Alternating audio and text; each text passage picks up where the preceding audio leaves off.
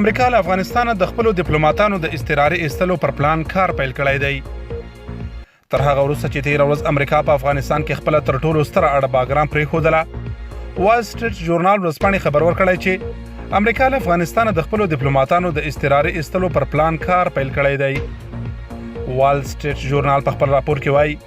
چې په افغانستان کې روان امنیتي وضعیت امریکایي چارواکي سخت اندېښمن کړي دي او اوس هڅه کوي د وضعیت تر لا پراخېدو وړاندې د خپلو ډیپلوماټانو د خوندي ایستلو لپاره یو پلان جوړ کړي. راپور کې راغلي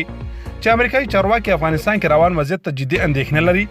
او که حالات لا پسې خرابېږي دوی به د جوړ شوي پلان له مخې هر څه ژر خپل وګړي له افغانستانه وباسي. باید وویل شي چې وال سټریټ ژورنال ورځپاڼه داسې مهال دا راپور خپروي چې طالبانو بیا ډاډ ورکړی چې د دوی له لوري د بهرنیو ډیپلوماټانو او د خیریه بنسټونو کارکوونکو ته خطر نشته او کولی شي خپلو چارو ته دوام ورکړي.